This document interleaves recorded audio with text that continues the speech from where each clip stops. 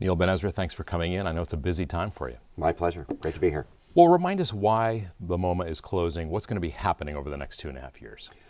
When we first began to plan for the expansion, the initial idea was that we would build a wing that would be, in a certain sense, separate from the existing Mario Boda design building from 1995. And then as we started to work with our architects, Snow Hedda, it became clear that what we wanted to do really was to create a building that was seamlessly adjacent to and connected to the existing building. So it became clear that we were going to have to close the building. Then the question became, well, what do you do when you close a museum for a period of time? And the choice basically was, on the one hand, we could identify a temporary site for the museum. Which other museums have done. Which other museums have done. The Museum of Modern Art did so in New York. We decided we wanted to move out into the community in a really robust way. So we have exhibitions, the recently opened Marc de Souverault at Christie Field Show, just being the first of these, that are either outdoors or partnerships with other museums around the Bay Area, where we actually have our curators working together and we're lending our works to those organizations. What about the moving out into the community? How did you decide what to put where and what to match with locations and so on? We really wanted to engage in a kind of bilateral conversation.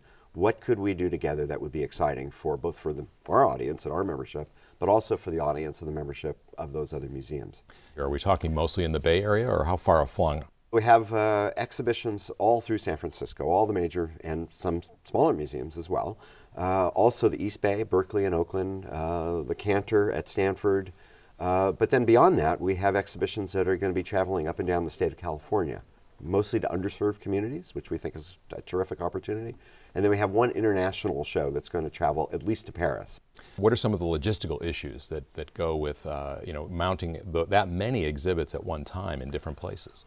Well, it's meant job security for a lot of staff members. No, but it's required all of our curators, all of our registrars, all of our art handlers to really work on this, so that these works are packed, shipped, insured, installed, returned in a very kind of seamless, effortless fashion. What were some of the toughest things, or what do you anticipate will be some of the toughest things to move? We are in the business, as a museum with a great collection, we're in the business of regularly lending works of art to exhibitions around, not just the country, but around the world. So this is something we know how to do. But the same challenges are in place if you're simply moving a picture across the street as if you're moving a painting to London or Paris. And one of the main reasons for this renovation is to house the Fisher collection, which is 1,100 contemporary pieces of artwork. Talk about that collection a little bit and what it's going to mean to the MoMA to have it. It's probably one of the, I would say, 10 or 12 best collections of contemporary art anywhere in the world. We're profoundly pleased to be able to keep it for San Francisco and the Bay Area and our visitors. And we struck what is a very, I think, innovative agreement with the family, where the pictures will be with us for a minimum of 100 years. And what are some of your favorite pieces from that collection? Well, probably the most celebrated picture, if there was one painting I was going to call out, it's an Andy Warhol painting called Triple Elvis, and you see Elvis Presley, gun drawn, with a silver background. Wonderful painting, but also great rooms of artists like Agnes Martin and Richard Serra and Chuck Close, and you name it. A great collection of Alexander Calder works. And what it means for our museum is that the Fisher collection was formed more or less in sync in terms of time and approach to the SFMOMA contemporary collection. So when you put these two collections together, you have really world-class depth and quality of some of the major, truly major contemporary masters from the second half of the 20th century.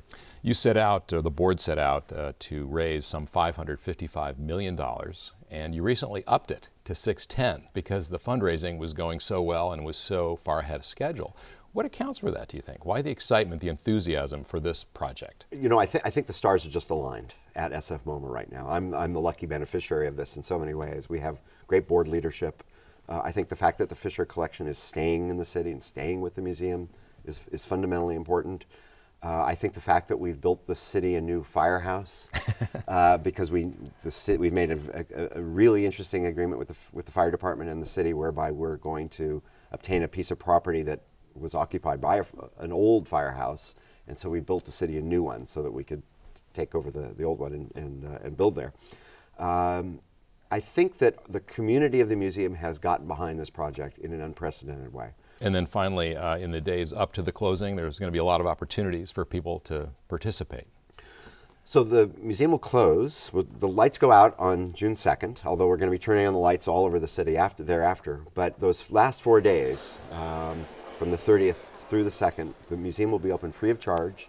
We're going to be full of nonstop activity, from the wonderful Christian Marclay, the clock piece that is this great video work that we're showing, to a retrospective of Gary Winogrand's photographs, but also a lot of performing arts, a lot of activities, family projects, and so on and so forth.